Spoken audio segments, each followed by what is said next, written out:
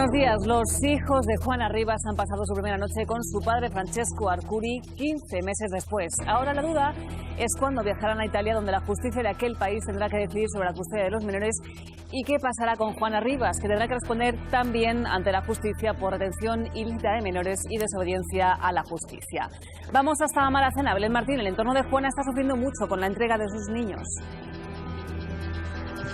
Así es, buenos días. Es la primera noche que Juana Rivas ha dormido sin sus dos hijos, entonces es comprensible cómo se siente esa madre y cómo se siente toda su familia. También la abuela de los niños, que nos decían ayer que se encontraba mal, incluso tuvo que venir la ambulancia, porque el shock de saber que sus nietos, los dos niños de Juana Rivas, iban a ser entregados de forma voluntaria por la mañana al padre biológico. Como siempre ha dicho y ha mantenido Francesco Arcuri, su intención era quedarse aquí en Granada hasta que le entregaran sus hijos, tal y como dictaba la orden judicial, y de inmediato ir a su casa, a Italia. Así que por el momento nadie nos confirma del entorno de Francesco Arcuri si están en estos momentos viajando a Italia o si lo van a hacer de forma inminente. Aquí en Maracena, todos los vecinos, sobre todo los que colindan con la casa de la madre de Juana Rivas y con la propia casa de Juana Rivas, que vemos que sigue vacía, ella no ha regresado aquí donde vive, están conmocionados por la noticia. Dicen que no entienden cómo esos dos hijos no lo van a ver otra vez correr por aquí. Ahora mismo parece que todo apunta a que esa custodia y que todo este proceso tan complicado se va a seguir debatiendo en Italia. Los niños se encuentran bien, están manteniendo una relación normal en estos momentos con su padre. La readaptación, que siempre es problemática en una situación de este tipo, se ha producido de una manera relativamente rápida y con una muy buena actuación por parte de la Guardia Civil, que las cosas a partir de hoy van a volver por su camino. Los niños se encuentran bien, los niños en Italia van a ser supervisados por los servicios sociales y los niños en Italia van a estar de acuerdo a la protección de las normas italianas. Han escuchado a Adolfo Alonso, abogado de Francesco Arcuri. El día de ayer fue un día muy complicado en esas dependencias de la Guardia Civil en las que Juana Rivas entregó a sus dos hijos, y fueron momentos muy, muy duros. Albert. Muy complicado, y contaremos detalles de lo que pasó en esa comandancia de la Guardia Civil, porque al entregar los niños a las 11, el padre estaba haciendo deporte, no pudo llegar hasta la 1:30, 2 menos 20. Los niños recibieron ayuda psicológica por parte de miembros de la comandancia que estuvieron cuidando de ellos, y hubo cierto rechazo del mayor, del de 11 años, a su padre. Se encerró el padre con sus hijos 45 minutos dentro de la comandancia para calmar un poco los ánimos y posteriormente salir por la puerta de atrás. Hay más detalles que les contaremos. Se los contaremos enseguida. También le vamos a hablar de una extraña desaparición, una niñera española en Suiza, Diego. En extrañas circunstancias, y vamos a estar muy pendientes porque están viendo su foto. Se llama Lucía Cristo, tiene 23 años y su coche fue encontrado volcado en una localidad de Suiza donde ella trabaja de au pair, junto con sus pertenencias, pero sin rastro de ella. Nos vamos a ir hasta su pueblo, Granja de Rocamora, en Alicante. Ahí está nuestro compañero Rafa Cano, precisamente con una prima de la desaparecida, con Ángela Gutiérrez. Rafa, ¿qué se sabe hasta el momento de la investigación? Cuéntanos, buenos días. Buenos días. De momento no hay demasiadas novedades. La familia, como os podéis imaginar, muy preocupada. A esta hora viajan el padre y la hermana hasta Suiza, se van a encontrar con la madre y además van a colaborar en esas tareas de investigación. Y mientras, aquí toda la familia en la Granja de Rocamora, pues pendientes de esa última hora, de esas novedades, a ver qué pasa. Las próximas horas sin duda van a ser decisivas. Como decías, estamos con Ángela, es la prima hermana de Lucía, preocupada, y no sé si nos puedes dar algún avance en la investigación. ¿Nos han trasladado algo desde allí? La información llega a cuentagotas, son 72 horas las que hace ya de la desaparición y no tenemos información, no tenemos hipótesis, no sabemos lo que ha podido pasar y ya te digo que la policía la información que nos da es bien poca. Bien poca. Bueno, pues hablaremos mucho más de este asunto con la prima hermana de Lucía, la desaparecida, en tan solo unos minutos. Gracias, Rafa. Estaremos muy pendientes de ese asunto de esta joven desaparecida en Suiza. Pero volvemos al caso de Juana Rivas, porque el PSOE se ha pronunciado sobre este asunto mediante un comunicado en el que podemos leer que la permanente del PSOE debate medidas que favorezcan la protección de los menores en situaciones de violencia de género. Dice textualmente: pedimos al Gobierno que ponga en marcha ya las reformas legislativas que están recopiladas en el Pacto de Estado contra la Violencia de Género y que los socialistas apoyamos. No sé si abro mesa en este momento, les presento a quienes nos acompañan en el día de hoy, además de nuestro compañero Álvaro Castellón. Buenos días, está Chema Crespo, Paco Maruenda, Ana Martín, Manuel Gazapo y... Buenos días. Al hilo de este texto que ha enviado el PSOE en las últimas horas, cierta alusión al caso de Juana Rivas, os quiero preguntar qué os parece que la Fiscalía recurra a la libertad de Juana Rivas ahora mismo. Bueno, por una parte, podemos ser muy empáticos con Juana Rivas, ¿no? Pero hay varias sentencias judiciales que sitúan el tema en el terreno que es normal de un Estado de Derecho. Lo que no podemos es decir, no nos gusta el modelo, pues cambiémoslo y establezcamos que jamás un hombre que haya tenido un incidente grave o no grave de violencia machista y tal, está condenado de por vida a no conocer a sus hijos, ¿no? Oye, es una opción, yo no me parece ni bien ni mal, pero debatámoslo. Pero si hay unas normas donde establecemos, la Constitución establece de que no hay una condena perpetua, es decir, sino que hemos hablado aquí, a la izquierda se le llena la boca de la reinserción, etcétera. Supongamos que este señor efectivamente cometió ese tal y fue condenado, ya está, fue condenado y sufrió las consecuencias de sus actos, ¿no? Y luego, en teoría, volvió ella con él tiempo después, tuvieron un hijo y ella huye de Italia con los niños. Huye de Italia, se va de Italia, ¿eh? Cuidado, que Italia no es Zimbabue, ¿eh? Yo también para que pongamos las cosas en su sitio. Es un Estado de la Unión Europea donde hay un Estado de Derecho, donde hay normas de protección de la mujer tan avanzadas como las nuestras, etcétera, ¿no? Y entonces ella, en lugar de ir y denunciarlo, ir a una comisaría, a una asociación de protección, coge y se viene aquí, no se equivoca, pobre. Y ahí se ha generado este enredo. Entonces, oye, el PSOE quiere que el gobierno haga más cosas, perfecto, que presenten iniciativas, llegamos a esto y ahí está. La norma sería algo así: está prohibido que un hombre que haya cometido violencia machista y haya sido condenado pueda volver a estar con sus hijos, hasta que sean mayores de edad. Ya sabe, entonces no hablemos de reinserción, ¿eh? Entonces, a partir de ahí, que la izquierda se tape la boca, los que hablan del uso alternativo del derecho, que ya no vuelvan a hablar nunca más de la reinserción. ¿Estás de acuerdo, Anabel?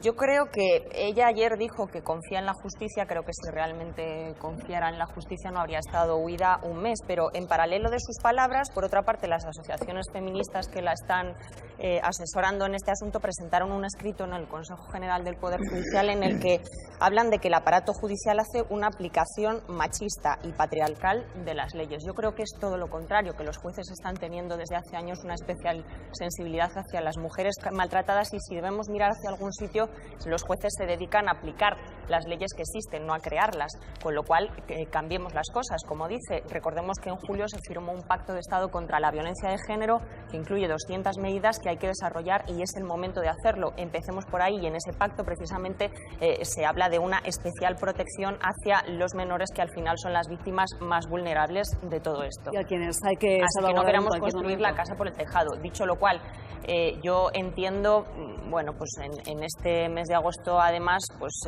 un poco lo que se ha creado en torno al caso de Juana Rivas, porque efectivamente, es una mujer que despierta las simpatías de muchas otras mujeres, porque todas haríamos cualquier cosa por nuestros hijos. Probablemente nos equivocaríamos, como yo creo que se ha equivocado Juana Rivas, pero ella ha actuado con el corazón, desde luego que duda. Está claro. Bueno, hablaremos largo y tendido del caso de Juana Rivas, de las últimas novedades, de lo que ha pasado en esas dependencias de la Guardia Civil, cuando entregó ayer a sus hijos, de qué le espera ahora a Juana y a sus hijos, que tienen que litigar con la justicia, que están con su padre, lo que ha causado una gran conmoción en el entorno familiar de Juana. La madre de Juana, Diego en concreto, está sin duda alguna, está regular de salud. Mal, ha tenido un capítulo de crisis de ansiedad, pero bueno, para que ustedes sepan lo que está ocurriendo en estos momentos y sobre todo desde lo que ha ocurrido en las últimas horas. A partir de ahora los pequeños van a estar con su padre y Juana se enfrenta, para que ustedes tengan una idea clara, además a una posible condena de prisión por retención ilícita de menores y también por desobediencia de la justicia, sin olvidar, y no podemos olvidarlo, que mañana su entorno debe declarar ante el juez. Belén Martín, la familia se encuentra en estos momentos destrozada. ¿Qué sabemos? ¿Cuál es la última hora? Sabemos que la familia está destrozada, lo está también el entorno de Juana Rivas. Normalmente a esta hora las vecinas ya salen, hoy nadie quiere hablar del asunto, hay consternación aquí, sobre todo en Maracena, en los allegados a esta familia de Juana Rivas. Sabemos que la madre se encuentra muy mal, en un estado de ansiedad desde ayer, es comprensible, igual tienen que estar las hermanas, el padre y Juana Rivas, que era esta noche la primera vez que dormía sin sus dos hijos. Nos ponemos en su lugar y tiene que ser bastante duro. Nosotros estamos en la calle de donde vive la madre y muy poquitos metros de donde vive Juana Rivas y donde vivía con sus dos hijos, y por el momento nadie se ha presentado por aquí, nadie, ningún miembro de la familia. Ayer fue un día muy duro. Juana Rivas se presentaba de forma voluntaria en la comandancia de la Guardia Civil y de forma voluntaria entregaba a sus dos hijos como le ordenaba la justicia antes de las 5 de la tarde, como estaba ese punto de encuentro familiar, para entregar cara a cara a Francesco Arcuri. Entendemos que era también para evitar esa cara a cara con su expareja y padre biológico de los niños. Han sido horas muy intensas. Ayer todos quedaban en shock y hoy, el día después, todavía están con el impacto de no tener los niños, de no saber cuándo viajan a Italia, y también ante esas declaraciones no olvidemos que mañana están citadas para declarar la directora del centro y la psicóloga del Centro de la Mujer de Maracena como presuntas inductoras del delito de sustracción ilícita de menores, pero es que el jueves están citados también los familiares de Juana Rivas hasta segundo grado de consanguinidad para que también esclarezcan su presunta participación de los hechos. Este es el momento en el que Francesco Arcuri llega a recoger a sus hijos. Lo hace antes de lo previsto, y es que 6 horas antes de lo señalado en el último auto de la juez, Juana Rivas ha entregado a sus niños.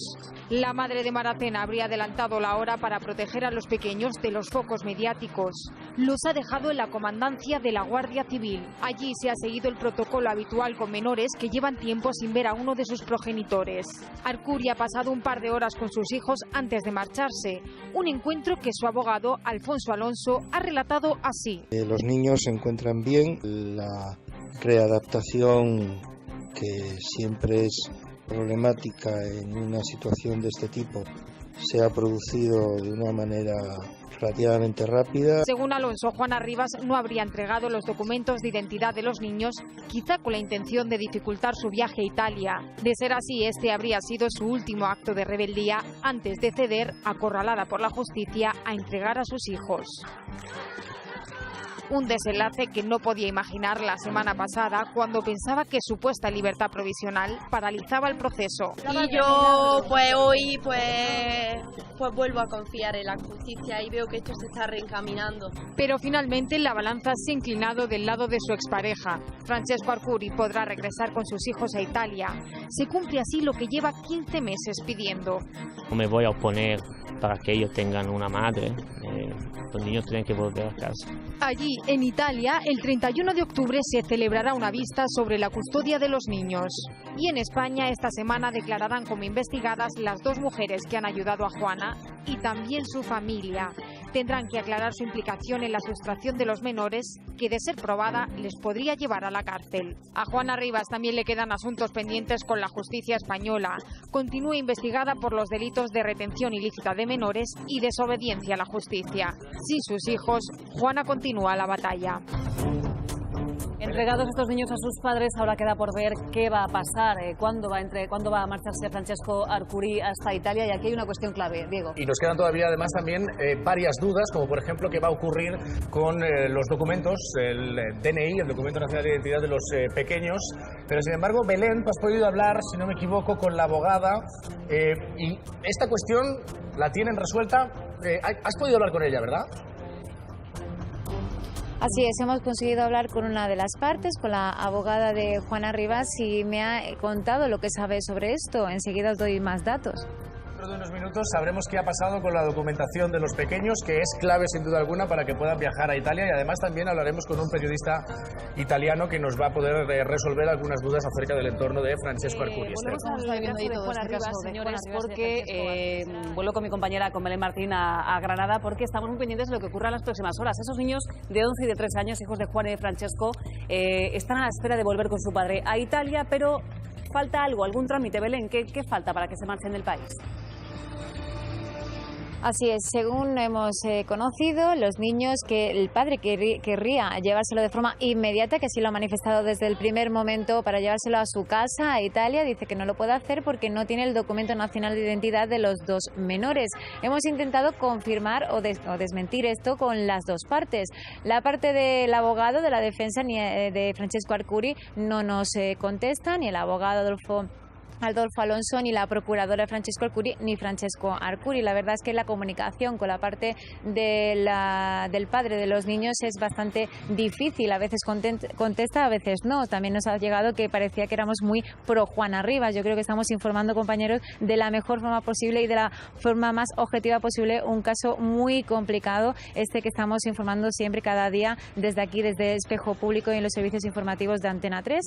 Sí hemos podido hablar con la otra parte, con la abogada de Juana Rivas, María del Castillo, y le preguntábamos por esos DNI si era verdad o no que no se han entregado junto a los niños. Ella nos decía que ellos presentaron los pasaportes, que fueron la única cosa que se le exigió por la justicia, lo entregaron en los juzgados, y que desconoce, al preguntarle por los DNI exactamente, qué es lo que llevaban los niños justo ayer cuando se presentaron en la comandancia de la Guardia Civil. Así que no sabemos si esos DNI, sí o no, están con el padre, con Francesco Arcuri, y si ese es el impedimento que hace que todavía, por lo visto, estén en Granada y no hayan cogido ese vuelo hacia Italia. Gracias, Belén. Bueno, aquí surgen muchas dudas. La cuestión es que sin esos pasaportes y esos DNI, estos niños no pueden salir del país, o quizás sí, depende de la compañía aérea. Serafín, no sé si depende de esto. Yo entiendo que el DNI en 3 y 11 años no es obligatorio ni siquiera que lo tengan. Sí que es necesario para el viaje un pasaporte y un permiso en caso de divorcio, con lo cual no veo impedimento. Ellos van a Italia mientras tengan un documento italiano suficiente. Ellos tienen una tarjeta italiana que es la que les permite viajar. De hecho, el abogado precisamente de Arcuri ya ha dicho que entiende que los niños se van a Italia, aunque no sabe cuándo se van a ir a Italia, pero sí que es cierto que lo que dice también el abogado es que Juana no ha entregado en este caso el pasaporte, pero que eso no es problema para poder hacer el viaje, y que efectivamente, como decíamos, matiza el hecho de que los niños además tienen esa tarjeta italiana que sí que les permite viajar, efectivamente. Claro, es necesario el pasaporte cuando no hay una autorización, o para saber si hay autorización por parte de los dos progenitores. Aquí ya sabemos que no se requiere una autorización porque hay una orden judicial que dice que los niños tienen que viajar a Italia, por tanto no hay ningún impedimento, pero lo cierto es que si los pasaportes o los DNI se han entregado tanto en el cuartel de la Guardia Civil como en el juzgado o en cualquiera de los dos sitios, los pasaportes deberían estar allí. Es decir, si no están es porque no se han entregado los pasaportes. Hay un compañero mío que se encontró ayer a Francesco Arcuri. Francesco no tenía ni idea que sus hijos estaban en la comandancia de la Guardia Civil, de hecho fue mi compañero el que se lo dijo y la acompañó. Y la intención de Francesco es irse cuanto antes a Italia, por la simple razón de que él ha tenido que contratar a una encargada para regentar su hostal en Carloforte. Dice que eso le está costando un dineral, que él vino simplemente con una maleta para una semana y al final lleva ya aquí un mes, que está deseando irse a Carloforte, estar tranquilo con sus hijos y no hacer ningún tipo de exhibicionismo público. Esta historia sin duda tiene dos partes, la hemos contado aquí desde el principio, la de Francesco, la de Juana, y hemos querido contarla las dos por igual porque no queremos ponernos de parte de nadie. Es cierto que hay una condena por maltrato para Francesco de hace años, de 2009, pero ahora mismo intentamos ser ecuánimes en una lucha tan complicada como la que están librando ahora mismo estos dos padres. Bueno, tenemos ahora mismo en directo, también estáis en estas pantallas, a Francesco Olivo, periodista italiano del diario La Stampa. Francesco, buenos días. Buenos días, hola. Cuéntanos cómo se está viviendo este caso de Juan y de Francesco en Italia. Bueno, la verdad que en Italia no se ha hablado mucho de este caso y nosotros en La Stampa hemos escrito 2 o 3 artículos en total, cuando en España son más de 100, ¿no? Entonces, esto sí que no se ha notado, no se ha hablado mucho del caso en Italia, ha sido más... Cuando tuve que escribir este artículo ha sido solamente por el gran ruido que el caso ha habido en España. Entonces ha sido un reflejo y no un interés directo, por lo menos en un primer momento. ¿Cómo os ha llegado que ha sido el reencuentro de Francesco con sus 2 hijos? Lo que me consta, yo ayer he intentado hablar con él, he hablado con su entorno, digamos, porque para él, como todo el mundo puede imaginar, ha sido un día muy muy particular, muy difícil de un punto de vista emotivo y pues me han contado que el encuentro ha sido fuerte, muy gordo por supuesto, y en principio el hijo mayor ha tenido un poco de emoción, de miedo y un poco de difidencia, quizás se puede decir así, respecto al padre.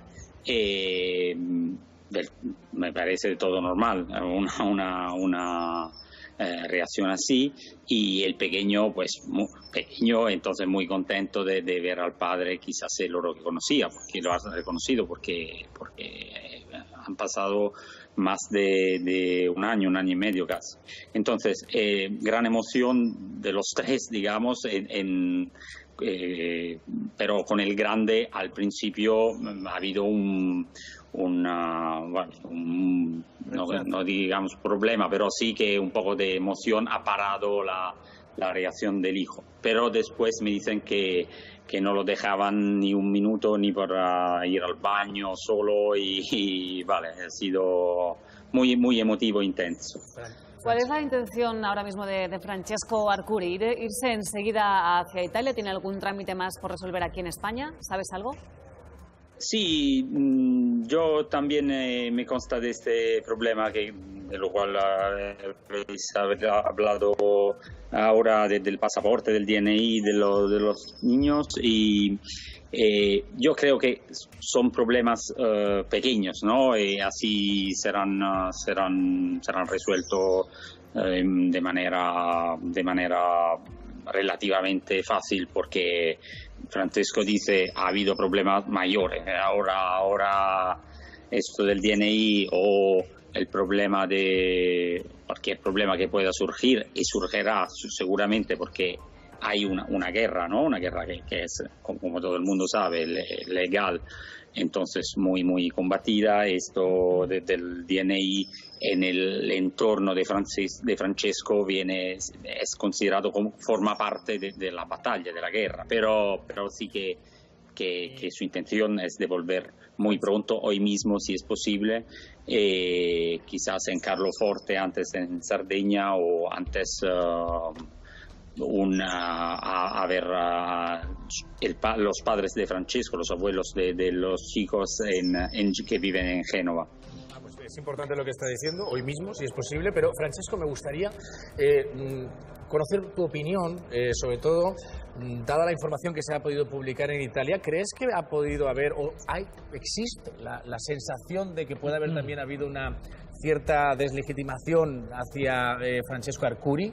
Lo digo sobre todo por un comentario que Javi el otro día hacía también aquí en este programa, que era que en su establecimiento los comentarios eran positivos hasta que empieza esta guerra mediática, en cierta manera. Es decir, hasta ese momento todo lo que se ponía era medianamente positivo, pero de repente, en cuanto se convierte en una figura pública, empieza a haber comentarios muy negativos dentro de lo que es el establecimiento. Turística. ¿A qué te refieres? Sí, perdón, me refiero a si cree que ha los habido comentarios de los usuarios. Sí, los comentarios de los usuarios, así, ¿no? exacto, sí. Pero no me refiero concretamente a ese establecimiento. Lo que le quiero comentar es si cree que ha podido haber también, o si tienen la sensación sobre todo de que haya podido haber una cierta deslegitimación hacia la figura de Francesco.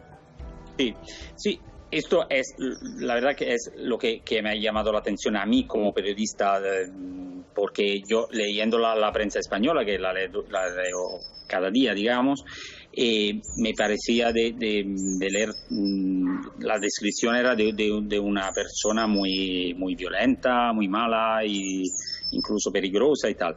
Entonces, como periodista, mi trabajo era de intentar hablar con esta persona que en aquel momento casi no hablaba, solo hablaba su abogado en Madrid, ¿no?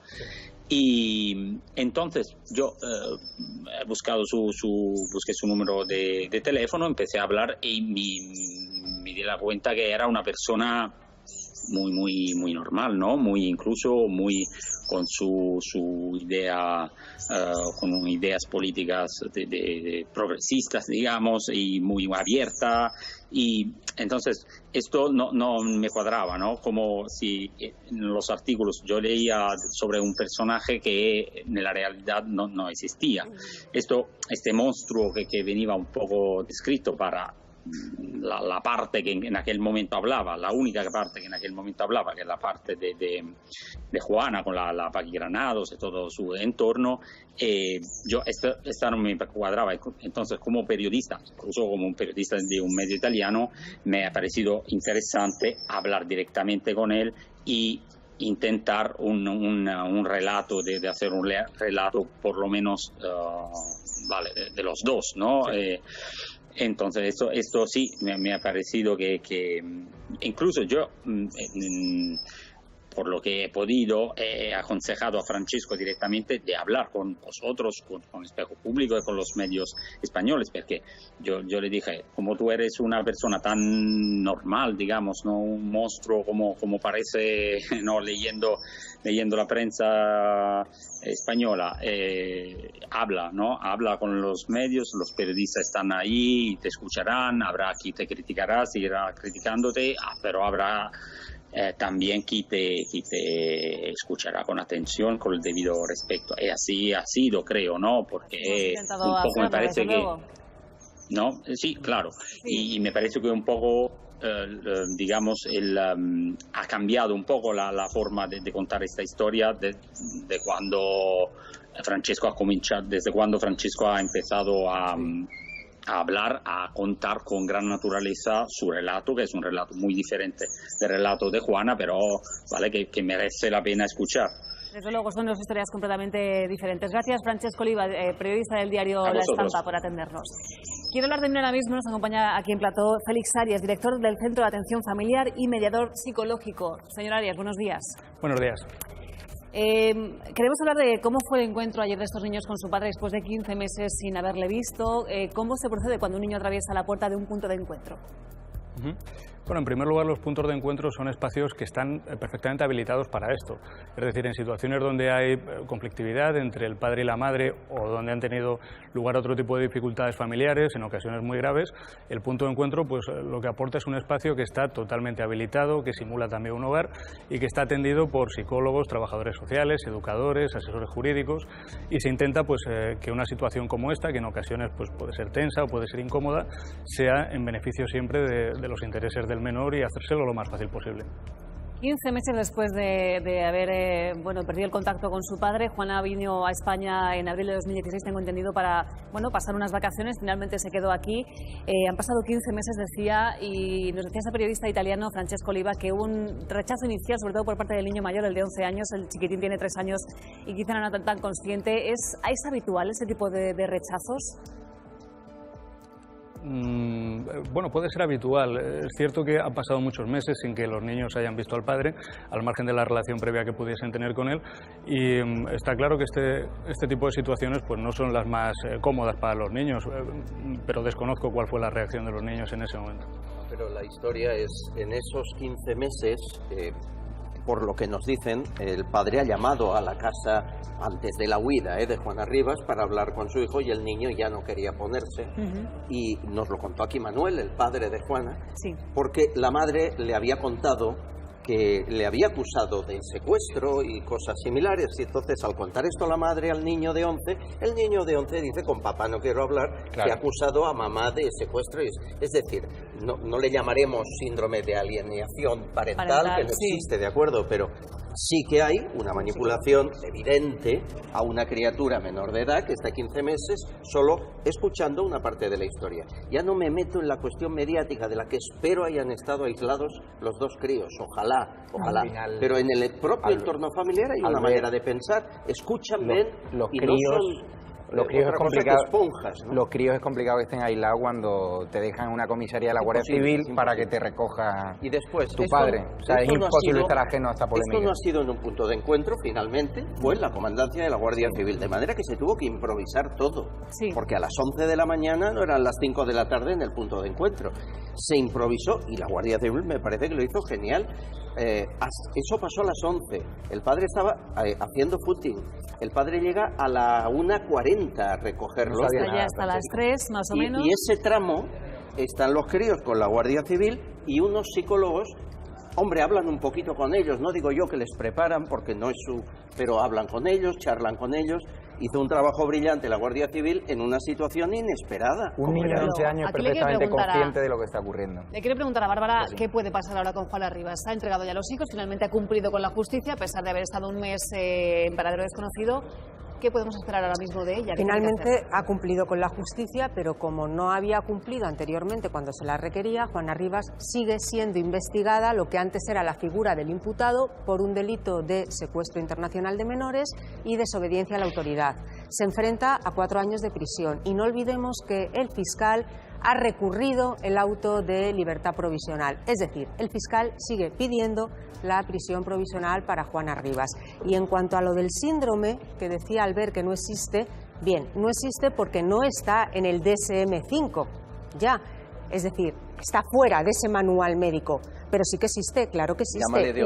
Claro, unos daños. Apego, digamos que tiene apego. Unos daños no tipificados, claro, unos daños tipificados en el Código Penal, independientemente de cuál sea su nombre, porque en derecho sí que hablamos de ese síndrome, aunque no esté, insisto, en ese manual médico. Me interesa mucho saber también y conocer un relato de las próximas horas, es decir, qué va a ocurrir ahora en cuanto a ya no solamente Juana Rivas, que sabemos y conocemos su situación, y recordemos que además en la sustracción de menores es que es el artículo 255 bis del Código Penal, que no se muy claro. Son 4 años de prisión entre un máximo, sí, de 4 años de prisión. Están investigadas ella, su psicóloga y su asesora. Ahí voy. Están investigadas las 3.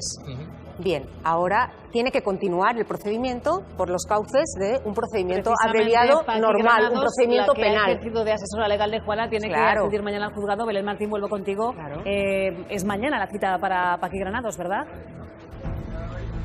Así es, a las 10 de la mañana está citada la directora del Centro de la Mujer de Maracena y también asesora jurídica que ha ido actuando también de portavoz de Juana Rivas durante este proceso. Ella está citada a las 10 en los juzgados de Granada por un presunto delito de inducción o partícipe necesario en ese delito de sustracción ilícita de menores. A las 11 está citada la psicóloga del Centro de la Mujer que nos hacía llegar esa carta diciendo que había atendido durante este tiempo a Juana Rivas y que ella era una víctima de violencia de género. Ella tendrá que acudir a los juzgados 1 hora más tarde, a las 11 de la mañana, y allí estaremos cubriendo la noticia para ver si ya Paqui Granados nos atiende como hacía habitualmente. Entendemos que la situación es muy difícil también para la directora del Centro de la Mujer de Maracena por estas acusaciones. El jueves será la familia de Juana Rivas la que tendrá que declarar por esta presunta participación de los hechos que han ocurrido.